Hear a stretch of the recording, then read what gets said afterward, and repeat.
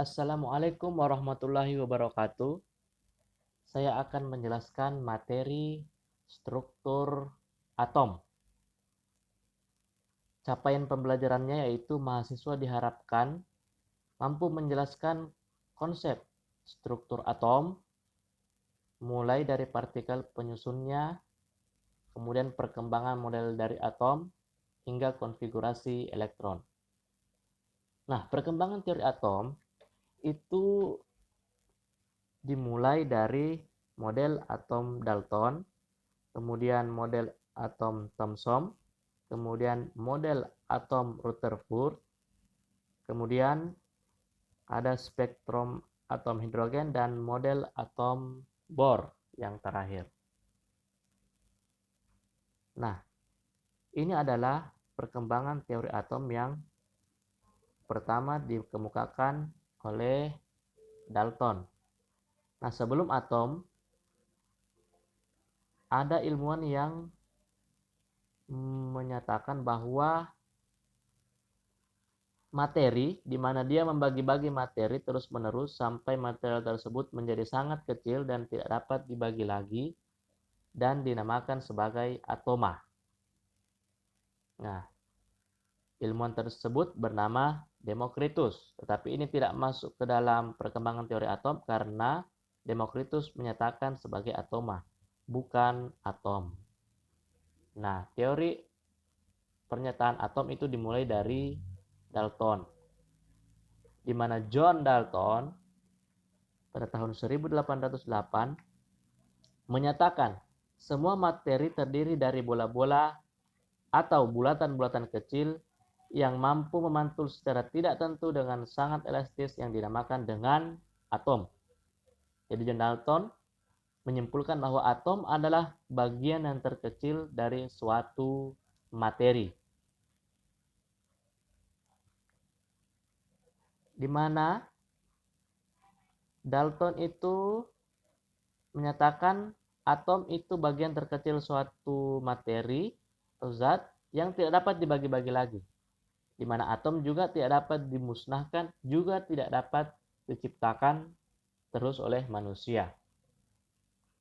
Nah, konsep atom dari John Dalton ini yaitu setiap benda zat tersusun atas partikel terkecil yang tidak dapat dipisahkan lagi yang disebut dengan atom, di mana dia memiliki setiap benda zat mempunyai sifat yang sama dengan atom-atom penyusunnya.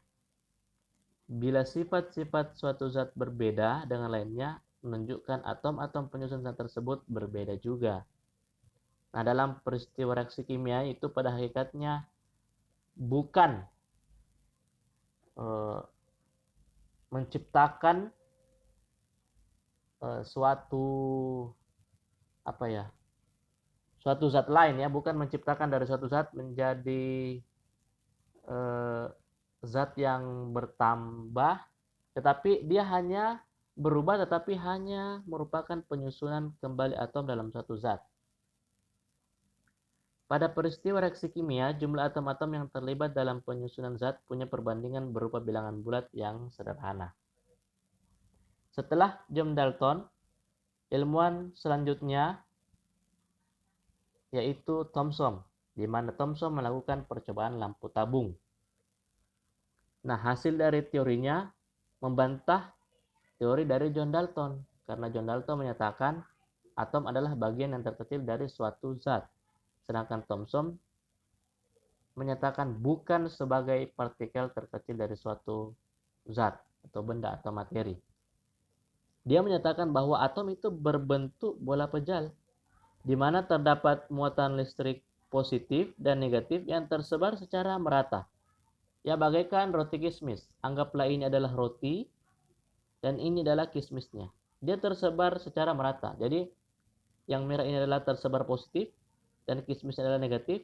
Dia tersebar secara merata. Bagaikan kita menabur kismis ke roti, kita sebar secara merata.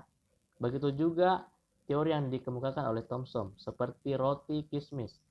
Positif dan negatif tersebar secara merata dalam suatu materi. Seperti itu. Kemudian ilmuwan selanjutnya itu Ernest Rutherford pada tahun 1910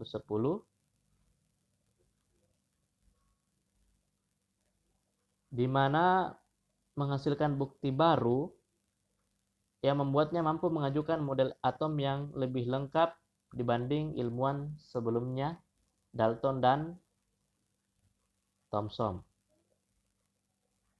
Dia mengemukakan bahwa terdapat muatan positif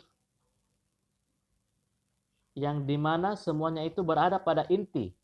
Nah, kalau si Thomson tadi kan menyatakan positif dan negatif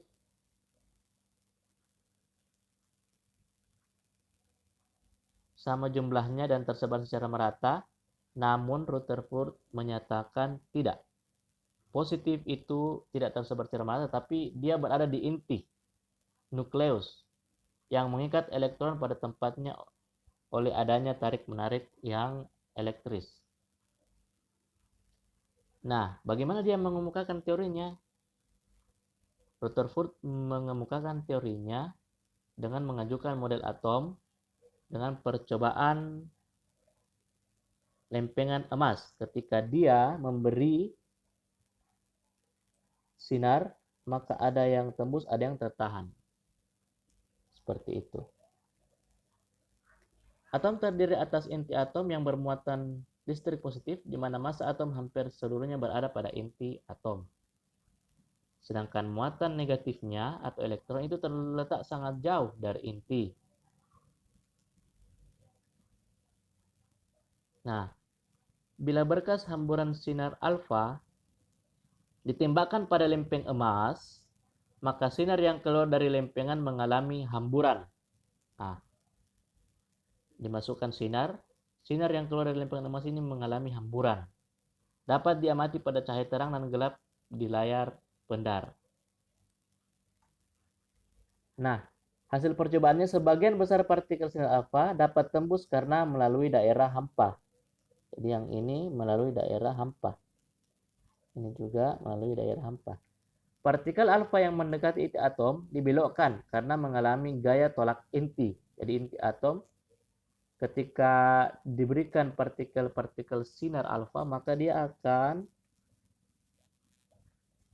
mendapatkan gaya tolak inti. Nah, seperti ini. Kena inti atomnya, maka dia akan mendapatkan gaya tolak inti. Seperti itu. Makanya dia tidak diteruskan karena dia ada gaya tolak inti. Nah, partikel alfa yang menuju inti atom dipantulkan karena inti bermuatan positif dan sangat masif.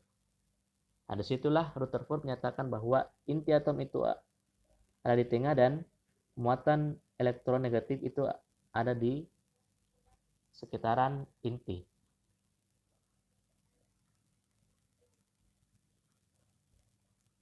Rutherford mengemukakan rumus gaya Coulomb, di mana gaya Coulomb itu adalah muatan listrik elektron pangkat 2 dibagi 4 kali pi kali permisivitas ruang hampa yang nilainya telah ditentukan dikali jarak elektron terhadap inti dengan satuan meter pangkat 2, di mana gaya Coulomb hasilnya dengan satuan Newton. Nah, jadi seperti ini. Rutherford menyatakan muatan positif itu hanya berada di inti nukleus, sedangkan muatan negatif berada di mengelilingi atau di sekitar proton atau muatan positif.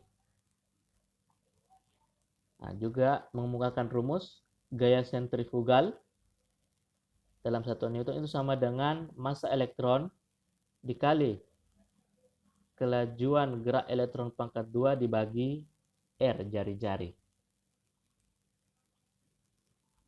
Rutherford memiliki kelemahan karena hanya menyatakan bahwa muatan positif ada di tengah, tapi muatan negatifnya itu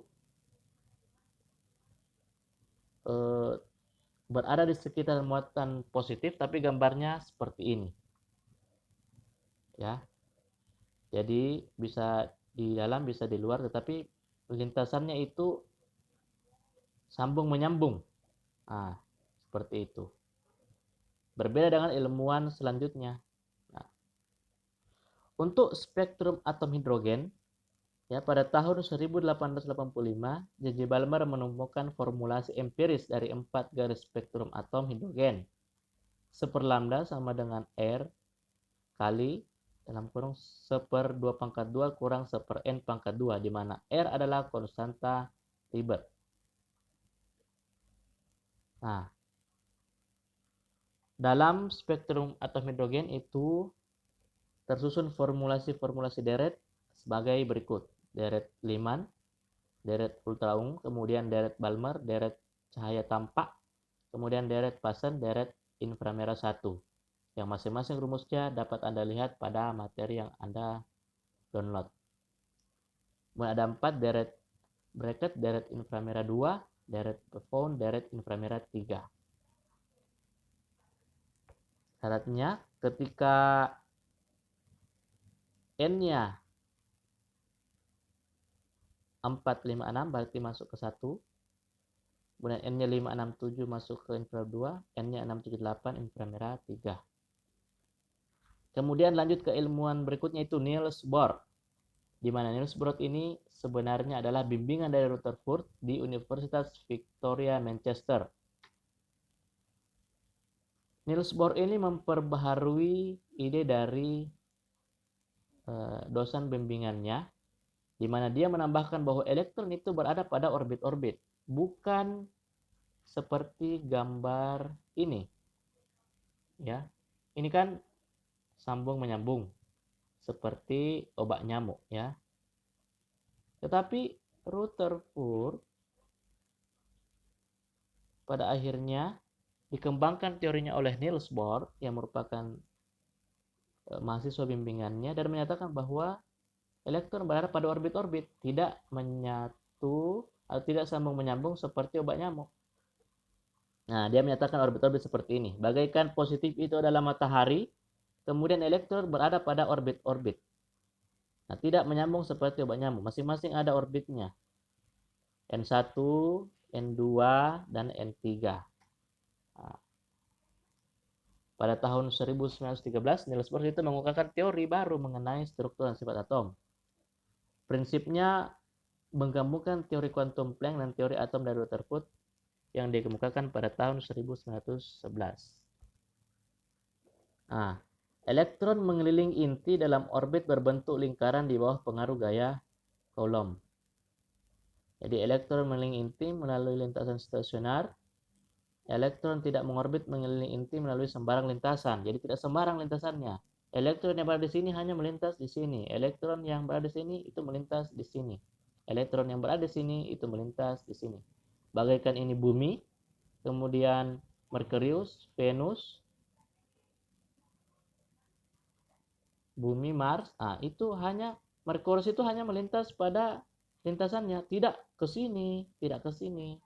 Begitu juga Venus. Venus hanya melintas di lintasannya, tidak ke sini, tidak ke sini. Seperti itu, ya.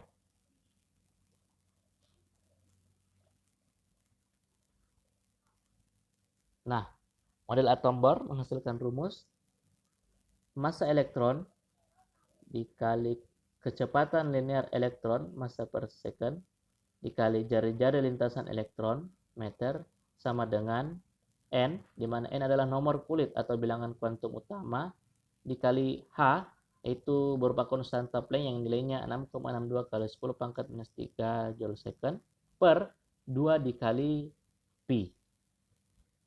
Itu.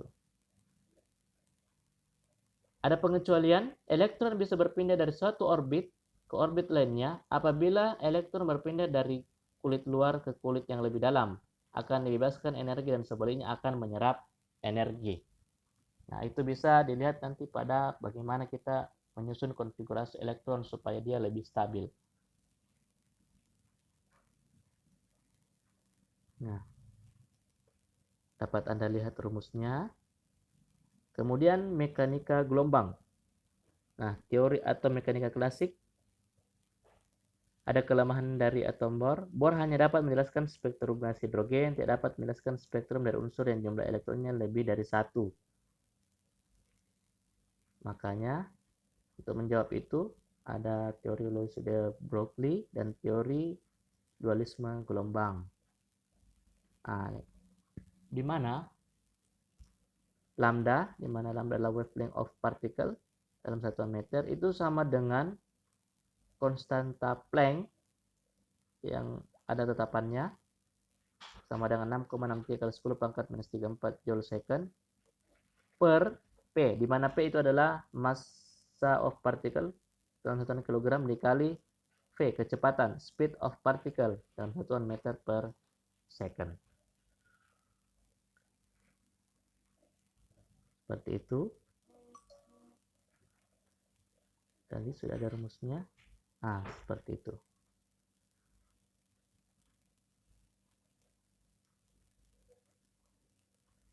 Ada persamaan gelombang Schrödinger untuk atom hidrogen.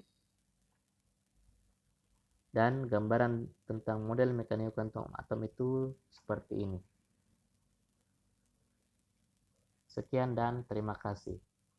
Pertanyaan silahkan Anda post to forum supaya semua mahasiswa bisa melihat kapan saja, di mana saja, dan jawabannya juga bisa dia lihat kapan saja, di mana saja dengan Anda memasukkan post di forum dan dosen akan menjawabnya pada forum yang Anda masukkan pertanyaan tersebut pada menu e-learning sesuai pertemuan. Demikian, mohon maaf atas kekurangan. Terima kasih. Assalamualaikum warahmatullahi wabarakatuh.